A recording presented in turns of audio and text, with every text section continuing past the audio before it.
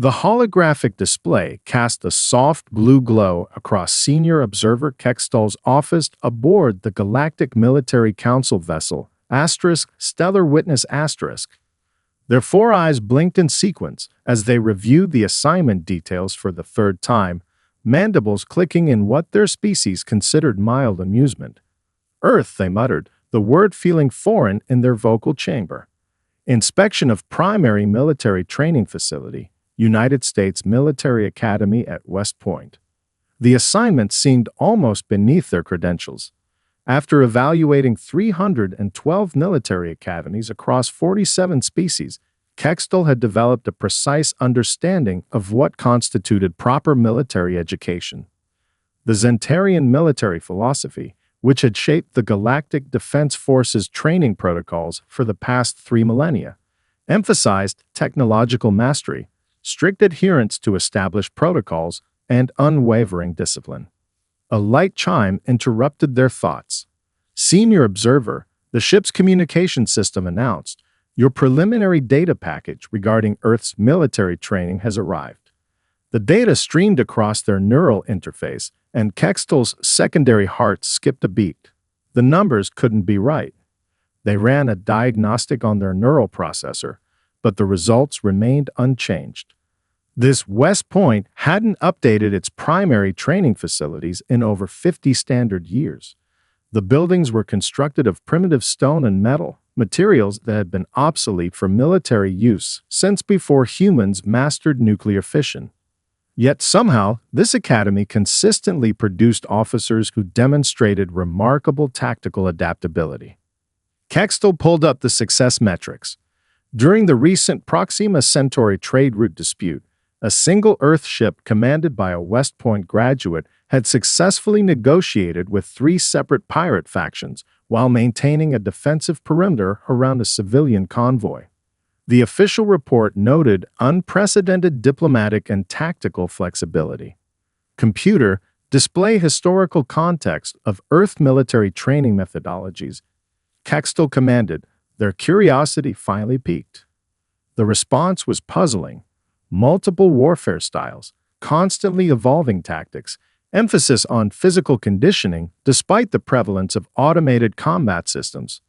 None of it aligned with established galactic military doctrine. A message notification pulsed at the edge of their vision. The Council had approved their travel arrangements. In 36 hours, they would become the first Zentarian to conduct a thorough evaluation of human military education. Kextol began preparing their standard evaluation matrices but paused mid-process. Something about this assignment suggested they might need to modify their traditional approach. They opened a new file and labeled it Earth Observations, unstructured format. The ship's artificial intelligence interrupted again. Senior Observer, I've taken the liberty of preparing cultural integration protocols for your visit. Earth's atmosphere is compatible with your physiology, but their gravity is 1.3 times Zentarian standard. Medical recommends a minor gravitational adjustment period before beginning your inspection. Kextol acknowledged the recommendation while reviewing images of the academy. The stone buildings looked like they belonged in a historical archive rather than a modern military facility. Yet there was something compelling about their permanence, their defiance of the usual trend toward disposable, easily upgraded structures. Computer, add a note. Kextol dictated. Initial observation. Humans appear to value tradition alongside progress. Query. How does this apparent contradiction influence their military development? As they prepared for their departure, Kextol felt an unfamiliar sensation, one their species rarely experienced, genuine anticipation. This assignment, which had initially seemed like a routine evaluation of a primitive training system, was beginning to feel like something more significant. They just couldn't quite determine why. The morning sun cast long shadows across the parade ground as Kextol's transport settled onto the designated landing pad. Their exoskeletal plates adjusted automatically to Earth's gravity, a subtle reminder that they were far from familiar territory. The Academy's superintendent, Colonel Sarah Chen, waited at attention beside an honor guard of cadets. Senior Observer Kextol, Colonel Chen greeted them with a crisp salute. "Welcome to West Point." Kextel's translator caught the undertones of pride in her voice. Interesting. Pride in an outdated facility seemed illogical. The stone buildings loomed behind her, their gray walls reaching skyward without a single quantum stabilizer or energy shield in sight. "Your arrival coincides with our morning physical training," Colonel Chen continued. "Would you care to observe?" Kextel's four eyes blinked in sequence. Physical training? In person. The concept seemed absurd. Modern military forces conducted physical conditioning in simulation chambers, where gravity, atmosphere, and terrain could be precisely controlled. The colonel's smile suggested she'd anticipated this reaction. "We find real-world experience irreplaceable, observer."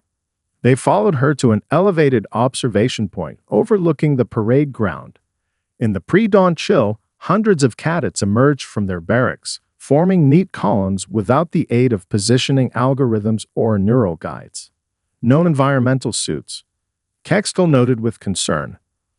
"They train in all weather conditions," Colonel Chen explained. "Heat, cold, rain, snow. It builds resilience." Kextel's data pad activated automatically, recording the seemingly primitive display.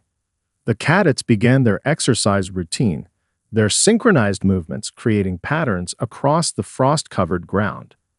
Their breath formed clouds in the cold air, a visible reminder of their biological nature. 20 minutes into the observation, something unexpected happened.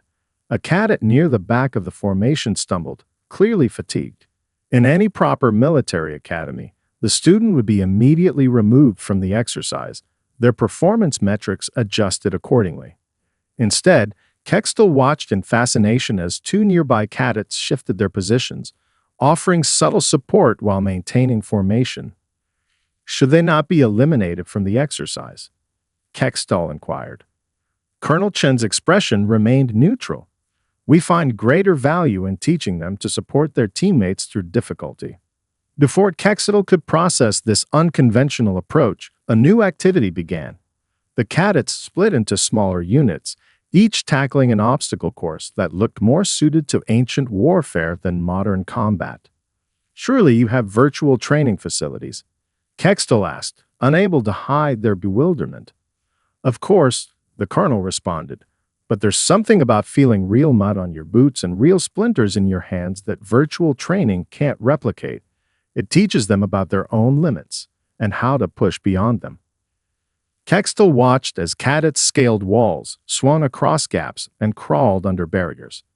Their actions were inefficient, imperfect, often messy, yet there was an undeniable effectiveness to their movements. When one cadet struggled with a rope climb, their entire team gathered below, not to criticize but to encourage. "You allow emotional attachments to develop between units," Kextel noted with concern. Colonel Chen turned to face them directly. "We don't just allow it, observer. We encourage it. The bonds formed here often mean the difference between success and failure in the field." Kextel's neural processors struggled to categorize what they were witnessing. By every standard metric of military training, this methodology was obsolete, inefficient, and chaotic. Yet as they watched a team of cadets problem-solve their way through a particularly challenging obstacle, something about their adaptability and coordination suggested these primitive methods served a deeper purpose. "Shall we continue to the classroom observations?" Colonel Chen asked. Kextel nodded, adding a private note to their report. "Traditional evaluation matrices may be insufficient for this assignment. Human military education appears to operate on principles that defy conventional classification." The morning sun had fully risen now, glinting off the windows of the stone buildings. Kextel realized they had filled 3 times the standard observation quota for a morning session, and they hadn't even started the formal inspection yet. The classroom felt like stepping into another century. Kextel's sensory appendages twitched at the sight of actual paper books lining the walls, their spines displaying titles about conflicts spanning Earth's history. The room held 30 cadets, each sitting at a simple desk, their neural tablets conspicuously absent. Major James Harrison stood before a large interactive display showing a terrain map that Kextel's database identified as Normandy, circa 1944. The observers' confusion deepened. They were studying a battle from nearly 500 years ago. Today, Major Harrison began, we'll analyze Operation Overlord's command structure and how weather impacted the invasion timeline. Kextel settled into an observation position, expecting the cadets to show the same disinterest their own species' youth displayed toward outdated tactical discussions. Instead, the humans leaned forward, entirely engaged. "Sir," a cadet raised her hand. "Couldn't the Allied forces have used the poor weather to their advantage? The Germans wouldn't have expected an attack under such conditions." Instead of dismissing the question, Major Harrison smiled. "An excellent point, Cadet Chen. Let's explore that alternative. Class, how might this have changed the operations dynamics?" What followed astounded Kextel. The cadets eagerly dissected a centuries-old battle, proposing alternative strategies and debating their merits. They discussed not just the technology and tactics, but the human elements, leadership under pressure, the psychology of the defenders, the impact of terrain and weather on morale. Observer Kextel, Major Harrison turned unexpectedly. "Would you share how the Zentarian Military Academy approaches historical warfare studies?" Put on the spot, Kextel's vocal chambers clicked before responding. "We don't. Military history before quantum weaponry is considered irrelevant to modern warfare." The room fell silent. Major Harrison nodded thoughtfully. "And yet, here we study battles from ancient Rome to modern space engagements. Would anyone care to explain why to our guest?" A cadet in the back row spoke up. "Because warfare changes, but warriors don't, sir. The principles of leadership, the fog of war, the importance of adaptability. These remain constant whether you're wielding a sword or commanding a starship." Kextel's neural processors whirred, attempting to integrate this perspective. Their own training had focused exclusively on current doctrine, current technology, current threats. The past was irrelevant. Yet these humans treated ancient battles as living laboratories of military thought. The discussion moved to another historical engagement, this time from the Pacific Theater. Kextel watched in growing fascination as Major Harrison drew parallels between amphibious landings in Earth's Second World War and modern planetary insertion tactics. The fundamental challenges remained the same, the instructor explained. Securing a beachhead, maintaining supply lines, coordinating multiple forces, whether across water or through space, these principles endure. A cadet raised an unexpected point about how ancient Roman legion tactics could be adapted for modern urban warfare scenarios. Instead of dismissing this apparent absurdity, the class engaged in a lively debate about the timeless principles of unit cohesion and battlefield communication. As the session concluded, Kextel remained seated, their data pad filled with observations that defied standard classification. Major Harrison approached, his expression curious. "You seem troubled, observer." "I am processing," Kextel admitted. "Your methods contradict everything we know about effective military education, yet your cadets display remarkable tactical insight." Harrison picked up one of the paper books. "You know, there's an old saying here. Those who cannot remember the past are condemned to repeat it. We believe understanding where we've been helps us figure out where we're going." Kextel added a final note to their observations. Human military education appears to treat history not as a record of obsolete tactics, but as a living database of military wisdom. Further investigation required to understand implications. Outside the classroom window, cadets marched between buildings, their shadows stretching across stones that had witnessed centuries of military education. Kextel realized they were beginning to see these ancient walls differently, not as relics of the past, but as bridges between centuries of warrior wisdom. The evening air carried a distinct chill as Kextel followed Captain Laura Rodriguez toward the Academy's night training grounds. Stars pierced through gathering clouds, and the observer's enhanced vision caught movement in the darkness, teams of cadets preparing for their exercise. Tonight's scenario, Captain Rodriguez explained, involves a communications blackout during a critical mission. Kextel's secondary heart skipped a beat. You deliberately disable their equipment? That violates basic safety protocols. The captain's smile was barely visible in the darkness. Sometimes the best learning happens when things go wrong. As if on cue, the cadets' communication devices emitted a synchronized series of beeps before falling silent. Kextel expected the exercise to halt immediately. After all, equipment failure meant automatic mission abortion in every modern military force. Instead, the teams continued moving. Observe Team 3, Captain Rodriguez suggested, gesturing to a group approaching a wooded area.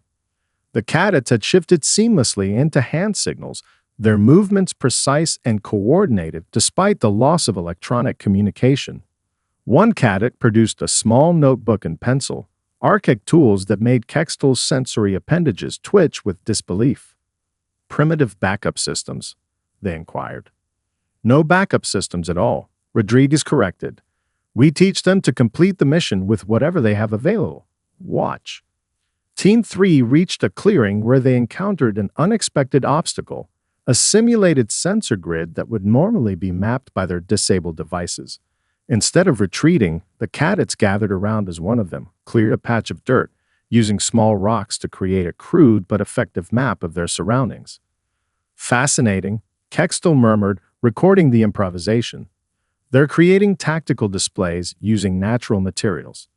Another team nearby had developed an impromptu code using flashlights, communicating through brief signals that wouldn't compromise their position.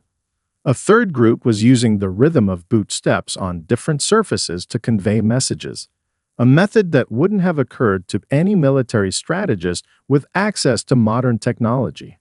Your cadets seem unusually comfortable with equipment failure, Kextel noted. Captain Rodriguez nodded. We don't just train them to use technology, we train them to think beyond it. In real combat, anything can fail. The most reliable weapon is the human mind.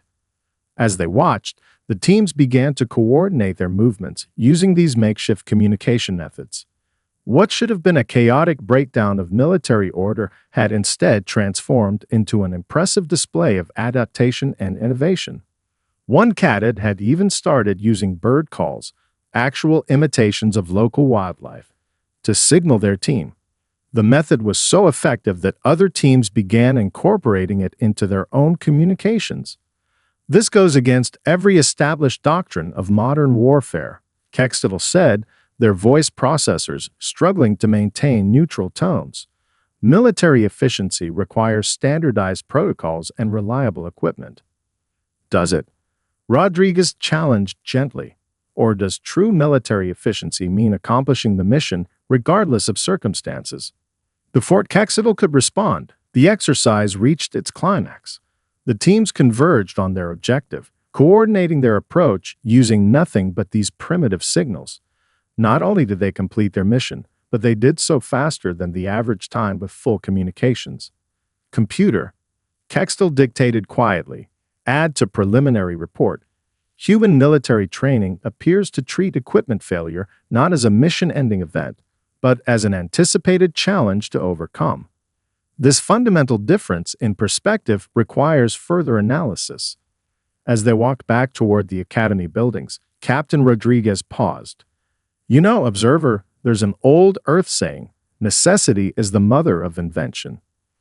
Kextel's universal translator took several seconds to process the idiom's meaning. When it finally clicked, they understood something profound about human military philosophy. These cadets weren't just learning to operate within limitations. They were learning to transform those limitations into advantages.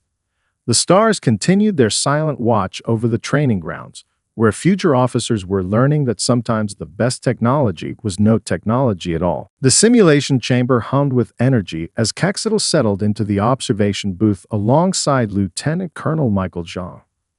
Through the reinforced window, they watched as a team of 6 cadets prepared for their scenario, checking their training equipment with practiced efficiency. Today's simulation, Jean explained, involves a diplomatic rescue operation in contested space. Kextel's sensory appendages twitched with recognition. The parameter displays showed a familiar scenario, one used throughout the galaxy to teach military officers about accepting inevitable defeat. The Zentarian had observed this particular simulation hundreds of times. Ah, they nodded. The Kobayashi challenge. John raised an eyebrow. You're familiar with it. Every advanced military academy uses some version of this scenario. It teaches the importance of accepting unwinnable situations with dignity. Kextel's voice carried a note of professional satisfaction. Finally, something that aligned with galactic standards. The simulation began. The Cadet's ship materialized in virtual space, receiving a distress call from a civilian vessel trapped in a disputed sector. As designed, they faced an impossible choice: attempt a rescue and risk war, or abandon civilians to maintain peace. But these humans did something unexpected. They're reconfiguring their shield harmonics, Kextel noted with confusion. That's not one of the designated options. We don't believe in designated options, John replied quietly. The cadets worked with remarkable coordination. One team member had begun modulating their ship's energy signature while another reprogrammed their cargo transporters. They were attempting something that wasn't even supposed to be possible within the simulation's parameters. This is highly irregular, Kextel protested. The scenario is designed to teach them about accepting failure. Jung smiled. We prefer to teach them about redefining success. On the main screen, the cadets' unorthodox strategy began to unfold. They'd modified their shield frequencies to match normal background radiation, making their ship appear as space debris to casual scans. Using reprogrammed cargo transporters, they began a series of micro-jumps that the simulation's sensors weren't designed to track. They're exploiting gaps in the programming, Kextel realized, their vocal chambers clicking rapidly. This is creative problem solving, John finished. Watch. The cadets had split their resources in a way that defied conventional military doctrine. 3 team members focused on maintaining their stealth profile while the others executed a rescue plan that, by all standard metrics, should have been impossible. They weren't just thinking outside expected parameters, they were actively rewriting them. But the simulation's core programming, Kextel began, is just another set of rules to be understood and worked around, Zhang interrupted gently. Like any other obstacle. The main screen flashed as the cadets completed their mission. Not only had they rescued the civilian vessel, but they'd done so without triggering any of the diplomatic tripwires the simulation had been designed to make unavoidable. Computer, replay sequence, Kextel commanded, their neural processors struggling to categorize what they'd witnessed. Focus on decision points alpha through delta. The replay showed something remarkable. The cadets hadn't broken any individual rule of the simulation. Instead, they'd found ways to achieve their objectives by combining multiple allowed actions in ways the program's designers had never anticipated. In 300 years of military observation, Kextel said slowly, I have never seen anyone attempt solutions outside the scenario's intended parameters. John's response was careful. Perhaps that's because they were too focused on the parameters and not enough on the people those parameters are meant to serve. As the cadets exited the simulation chamber, their faces showed neither triumph nor celebration, just the quiet satisfaction of people who had done their job. They hadn't set out to break the simulation. They'd simply refused to accept that any situation was truly unwinnable. Kextel made a final note in their observations. Warning. Human capacity for lateral thinking may render standard training metrics obsolete. They don't just solve problems, they redefine the nature of solutions themselves. The simulation chamber powered down, its soft hum fading to silence.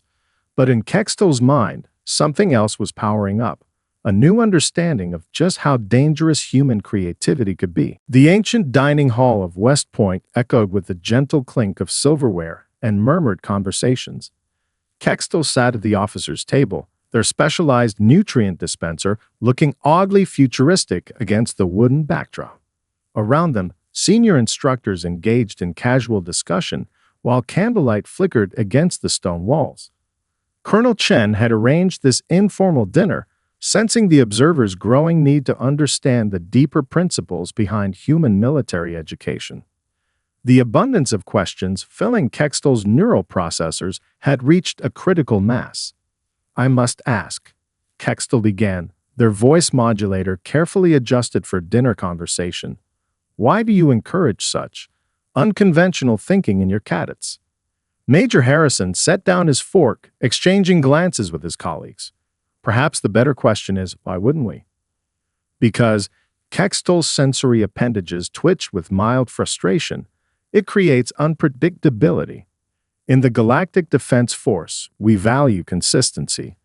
Standardized responses to standardized situations. Captain Rodriguez leaned forward, her coffee cup warming her hands. "And how often, in your experience, are combat situations truly standardized?" The question caught Kextel off guard. Their neural processors rapidly analyzed hundreds of battle reports from their database. "I must concede that variables often exist outside predicted parameters." "Exactly," Colonel Chen nodded. "We're not training our cadets for the battles we can predict. We're training them for the ones we can't."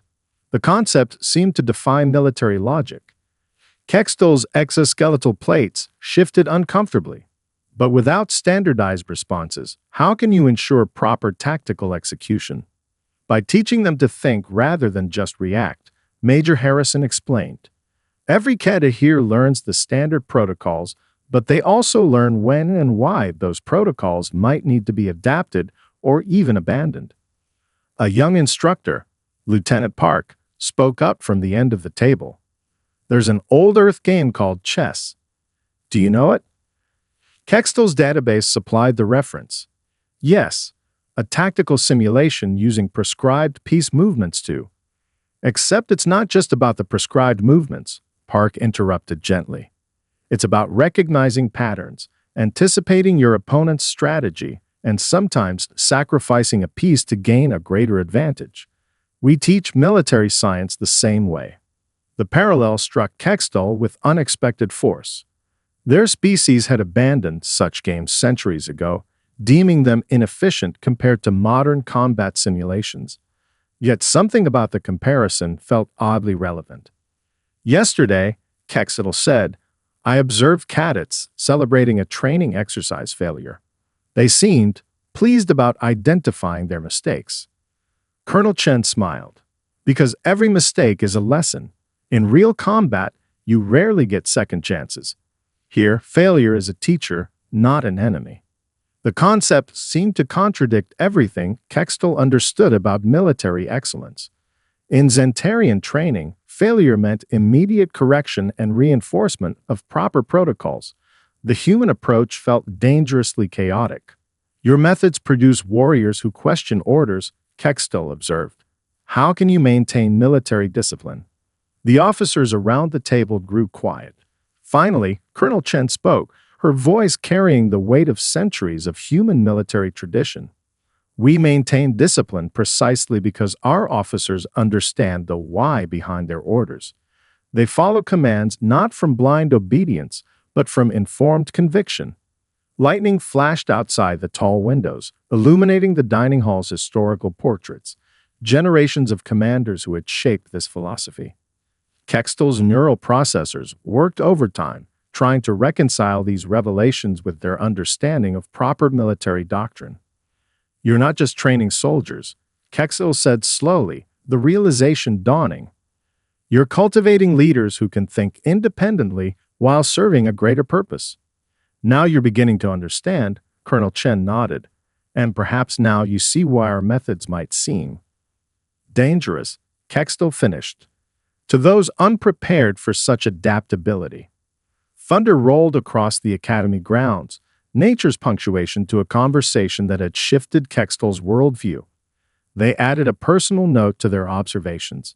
Human military philosophy values understanding over obedience, a combination that makes them uniquely unpredictable to friend and foe alike. In their temporary quarters, Kextel stood before the window, watching cadets navigate the evening fog during their night training exercise.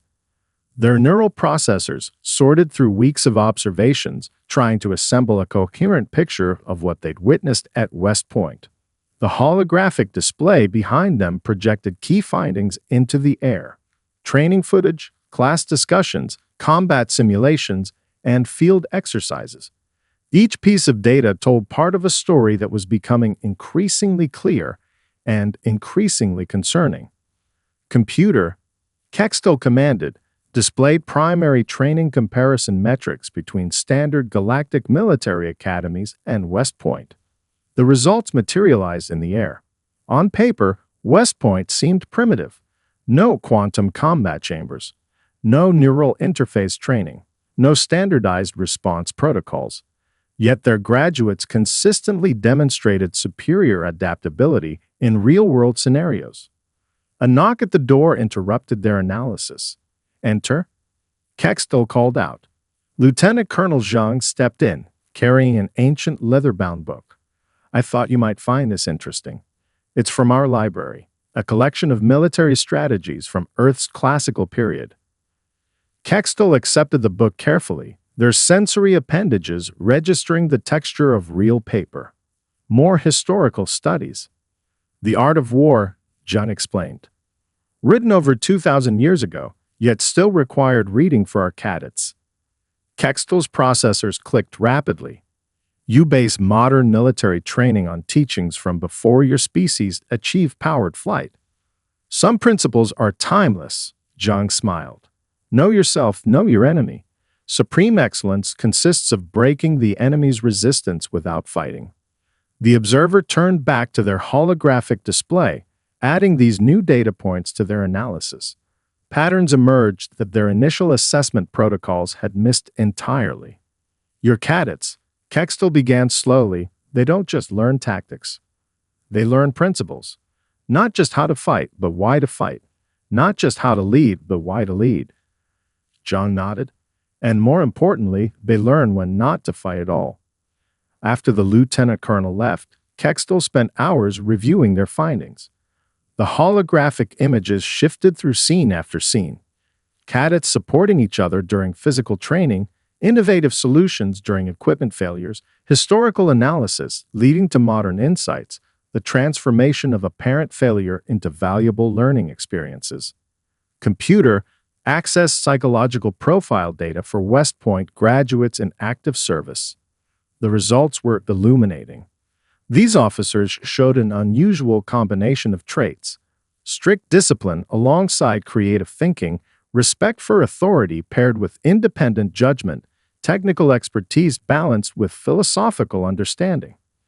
Kextel's appendages twitched as they formulated new notes. Human military education appears to operate on multiple levels simultaneously. Physical conditioning builds mental resilience. Historical study develops future insight. Team exercises create independent leaders. The entire system seems designed to produce warriors who can think beyond standard parameters while maintaining core principles.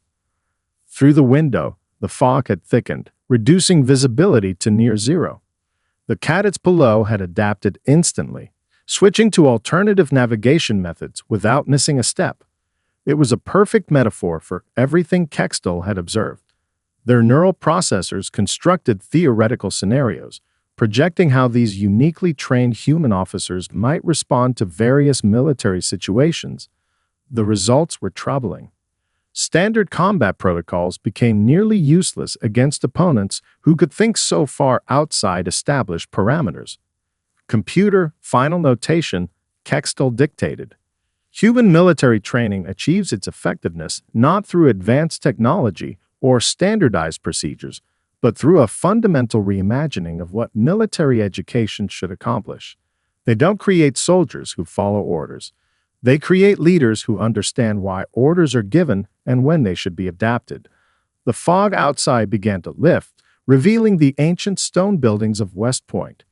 Kextel now saw them differently, not as outdated facilities, but as physical embodiments of an education system that had discovered something profound about preparing warriors for an unpredictable universe. Their report to the Galactic Military Council would have to reflect this understanding, no matter how uncomfortable its implications might be. The Galactic Military Council chamber hummed with low conversations as senior representatives from 17 species reviewed Kextel's preliminary findings.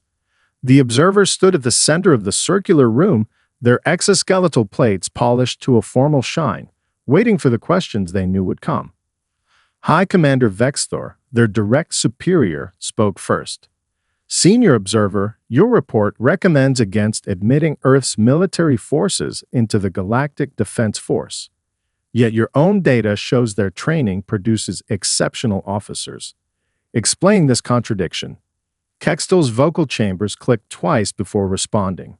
Honorable Council, I recommend against their admission precisely because of their excellence. What I witnessed at West Point was not merely a different approach to military training. It was a fundamental reimagining of what military education can achieve. The chamber's holographic displays activated, showing scenes from the academy. Cadets solving impossible scenarios, adapting to equipment failures, analyzing ancient battles for modern insights. These humans, Kextel continued, have developed a system that defies our standard metrics. They don't train soldiers to follow protocols.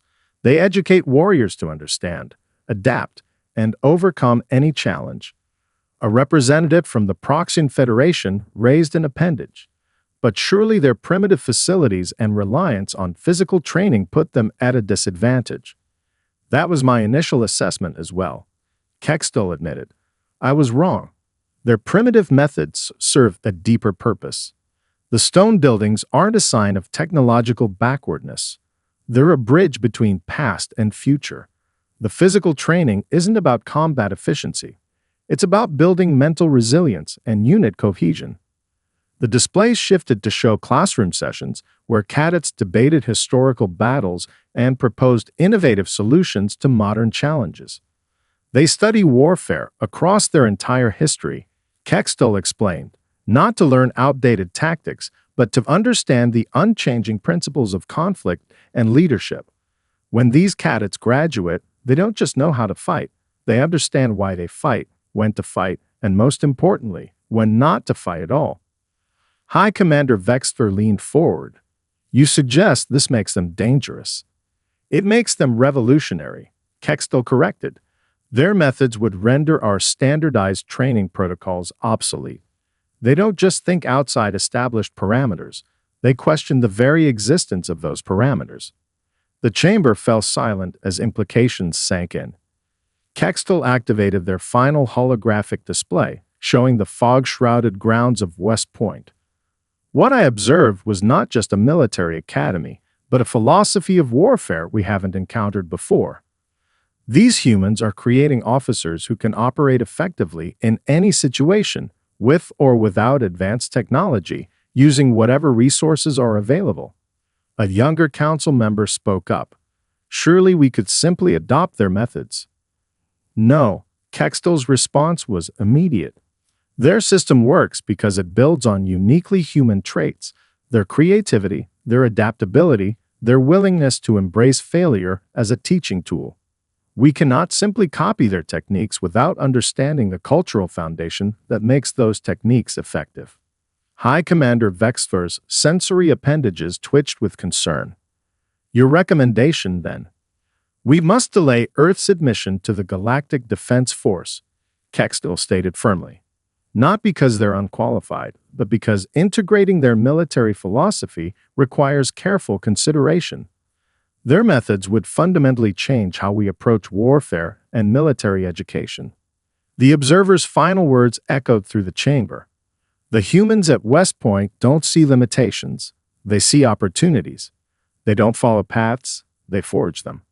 In 3 centuries of military observation, I have never encountered a species that transforms obstacles into advantages with such consistent success. They are not ready to join our military structure, because we are not ready for how they would transform it. As the council chambers erupted in discussion, Kextel added one final private note to their report. The stone walls of West Point have witnessed centuries of human military evolution. They may now have witnessed the beginning of a galactic military revolution, whether we're prepared for it or not.